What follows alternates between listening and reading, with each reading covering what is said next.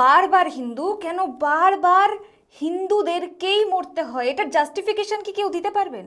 না এটা কোনো ইউপি, না এটা মধ্যপ্রদেশ, না এটা গুড়গাঁও, ইভেন না এটা ওয়েস্ট বেঙ্গল, আসাম ইভেন হিন্দুদের জন্য, স্পেশালি মেয়েদের জন্য একটুও সেফ নয়। আসামে একজন হিন্দু ছেলে মধুর্য বর্মনকে রোজ আলী, রশিক আলী নামে দুজন মুসলিম ছেলে পেটে ছুরি দিয়ে আঘাত করে।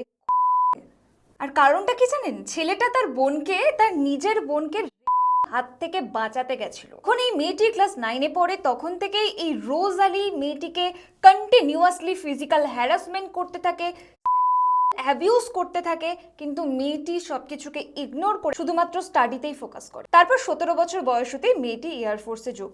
কিন্তু এই হারামি জেহাদিদের এটা কোনোভাবেই সহ্য হয় না, তারা এই জিনিসটাকে টোটালি মেনে নিতেই পারে না।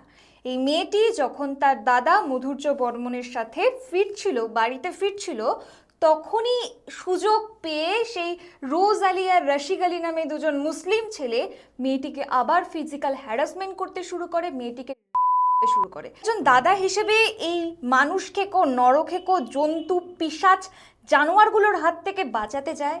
আর প্রত্যেক হিন্দুর মতো এই মধুর্য বর্মনও এই জেহাদিদের হাতে বলি হয়। অবশ্য 24 ঘন্টার মধ্যে আসাম পুলিশ এই রোজ আলীকে এনকাউন্টার করে।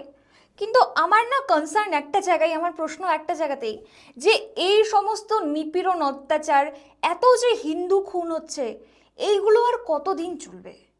কতদিন আমাদের সমাজ এগুলোকে মেনে নেবে? এই যে যারা উচ্চশিক্ষিত মানুষ, যারা নিজেদেরকে সেকুলার বলে দাবি করে, তারা আর কতদিন এরকম দোগলাপন করতে থাকবে আর আমাদের হিন্দুদের বলি হতে থাকবে? আর যখনই আমি বা আমার মতো অনেক ক্রিয়েটাররা যখন মুসলিমদের এগেনস্টে কথা বলতে যাই, তখন আমাদেরকে বলা হচ্ছে আমরা নাকি হিন্দু মুসলিম করছি, আমরা নাকি হিন্দু মুসলিম করছি, আমাদের নাকি মুসলিম পছন্দ না। আরে পছন্দ হবেই বা কি করে? কেন পছন্দ হবে? যখন দীর্ঘদিন থেকে আমরা দেখছি যে আমাদের হিন্দুদের ওপর কন্টিনিউয়াসলি অত্যাচার হয়ে যাচ্ছে, তাহলে কেন একজন হিন্দু হয়ে আমি সেটা সহ্য করব? আপনারাই বলুন।